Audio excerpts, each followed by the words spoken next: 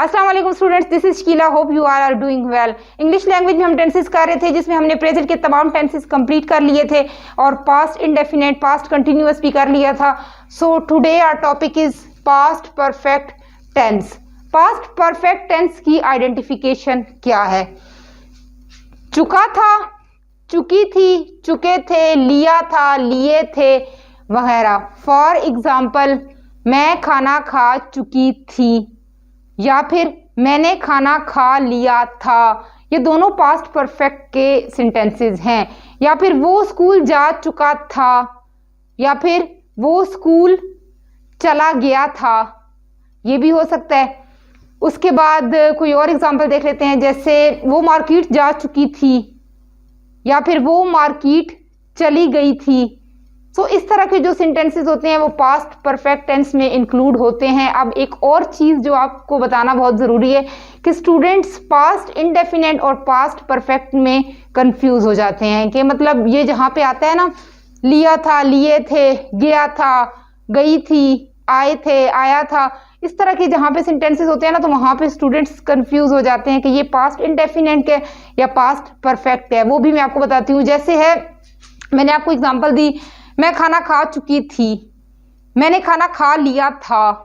ये दोनों तो हो गए पास्ट परफेक्ट के। अगर हम पास्ट इंडेफिनेट की बात करें तो उसमें होगा मैंने खाना खाया।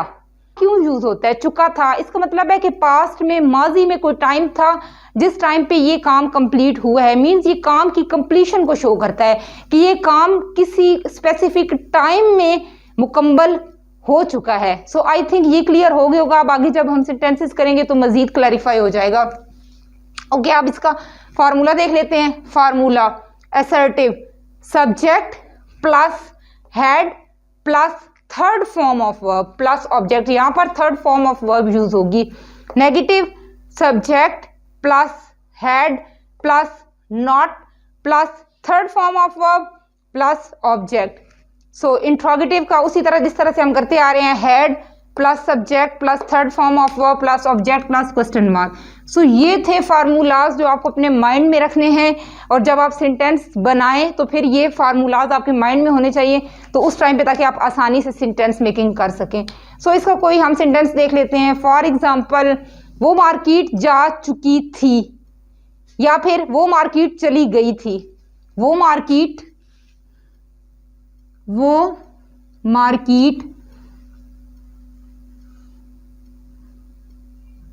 जा चुकी थी।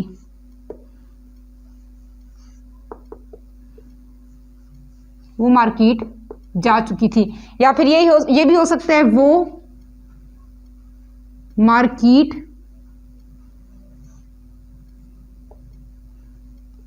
चली गई थी।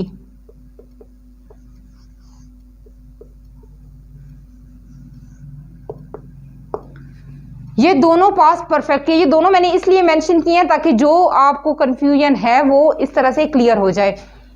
She had gone to market.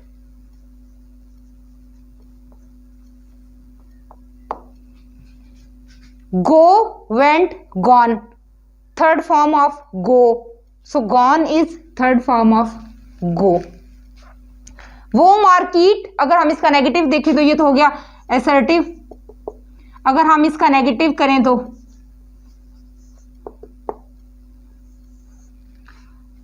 वो मार्केट नहीं जा चुकी थी या फिर वो मार्केट नहीं चली गई थी। She had not gone to market।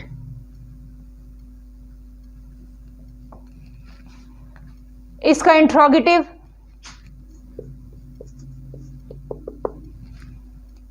क्या वो मार्केट जा चुकी थी या फिर क्या वो मार्केट चली गई थी।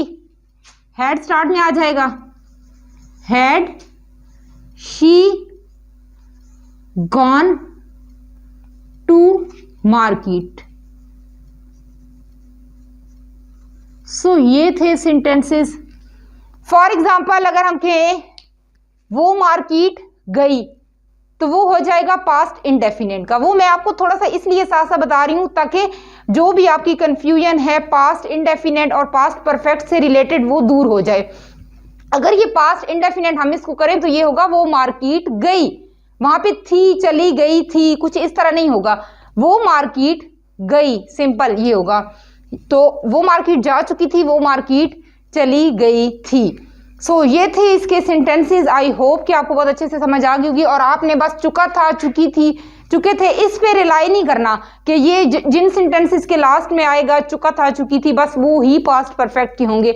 नहीं, जहां पे लिया था, लिए थे, गया था, गए थे, आए थे, आया था, दिया था, दिए थे, इस टाइप के सेंटेंसेस होंगे वो तमाम पास्ट परफेक्ट टेंस में इंक्लूड होंगे। सो आई होप आपको बहुत अच्छे से समझ आ गई होगी और आपने प्रैक्टिस की होगी। सो ये तमाम कॉन्सेप्ट्स आपको अपने माइंड में रखने हैं और इसकी आइडेंटिफिकेशंस की, कौन से टेंस की कौन सी आइडेंटिफिकेशन है उसको अपने माइंड में रखना है, फार्मूलाज अपने माइंड में रखने हैं कि कौन से टेंस का कौन सा फार्मूला है। सो जब तक ये चीजें आप अपने माइंड में नहीं रखेंगे तो आप बिल्कुल भी सेंटेंस मेकिंग में कुछ भी नहीं कर सकेंगे। सो मिलते हैं नेक्स्ट वीडियो में। नेक्स्ट वीडियो में मैं आपके लिए कुछ इंटरेस्टिंग, कुछ नया लेकर आऊंगी।